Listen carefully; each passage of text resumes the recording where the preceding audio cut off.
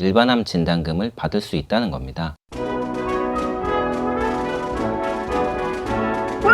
안녕하세요. 변집사TV의 손해배상과 보험 전문 변호사 한세영입니다. 여러분 주변에서 갑상선암 걸리신 분들 이야기를 종종 들으셨을 겁니다. 이 갑상선암은요, 발생률이 제법 높은 암인데요. 암보험에서 갑상선암 같은 경우에는 소외감 혹은 유사암이라고 분류해서 일반암 진단비가 100이라고 하면 10% 정도만 받을 수 있습니다. 그런데 이 갑상선암이 림프절로 전이된 경우에는 10%가 아니라 일반암 보험금 전체 100%를 받을 수 있는 경우가 있는데요. 오늘은 여기에 대해서 설명을 드리겠습니다.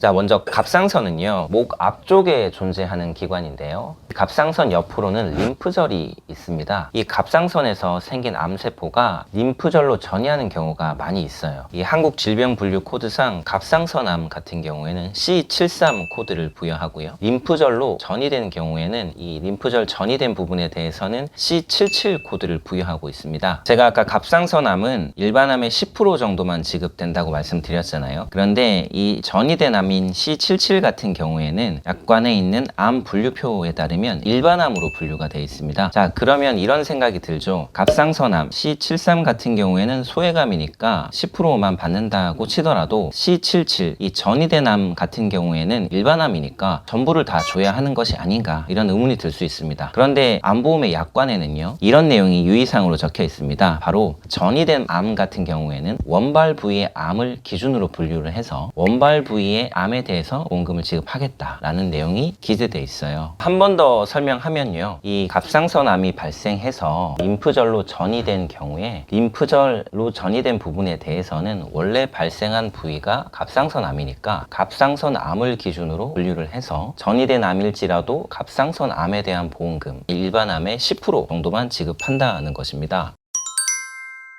하지만 이런 약관의 규정에도 불구하고요, 림프절로 전이된 부분에 대해서 소외감이 아니라 일반암 진단금 전체를 지급해야 되는 경우가 있습니다. 바로 아까 설명드렸던 유의사항을 보험회사가 보험계약 체결할 당시에 보험계약자 측에 설명하지 않았던 경우인데요. 자, 우리가 보험계약을 체결할 때는요, 보험회사에게 약관에 대한 명시 설명 의무라는 것이 있습니다. 간단하게 설명드리면, 보험계약자는 보험계약에 대해서 잘 모르니까 보험에 대해서 잘 아는 보험회사가 보험계약 중에 최소한 중요하다고 생각되는 부분, 중요하다고 판단되는 부분은 보험계약을 체결할 때 보험계약자에게 자세하게 보여주고 설명해주라, 이런 의무인데요. 보험회사가 보험계약을 체결할 때 보험계약의 중요한 내용이라고 판단됨에도 불구하고 해당 내용에 대해서 보험계약자에게 설명하지 않았다면 그 내용을 보험계약의 내용으로 주장할 수가 없습니다. 조금 말이 어려운데요, 오늘 설명드리고 있는 사안에 적용해서 말씀드려 볼게요. 만약에 보험계약을 체결할 때 전이된 암의 경우에는 원래 발생한 부분에 대해 분류해서 전이된 암은 따로 보험금을 주지 않아요, 원래 발생한 암에 대해서만 보험금을 줍니다, 이렇게 만약에 보험회사가 설명을 하지 않았어요. 그렇다면 그 규정을 보험계약의 내용으로 주장할 수가 없어요. 그러니까 일반암으로 취급해서 일반암 보험금을 줘야 된다는 뜻입니다. 정리해보면요, 보험계약을 체결하실 때 설계사로부터 전이된 암의 경우에 전이된 암이 아니라 원래 발생한 부위의 암에 대해서만 보험금을 지급합니다, 이런 설명을 듣지 못하셨다면 갑상선암이 걸리셨고 그것이 림프절로 전이된 경우에 림프절로 전이된 부분에 대해서 일반암 진단금을 받을 수 있다는 겁니다. 혹시 여러분들 중에서도 과거에 갑상선암으로 수술하신 적이 있다면 보험금 청구 시효인 3년이 지나기 전에 꼭 자신이 일반암 보험금을 받을 수 있는 경우가 아닌지 한번 다시 살펴보시기 바랍니다. 오늘은 여기까지고요. 들어주셔서 감사합니다. 변집사TV의 한세영 변호사였습니다.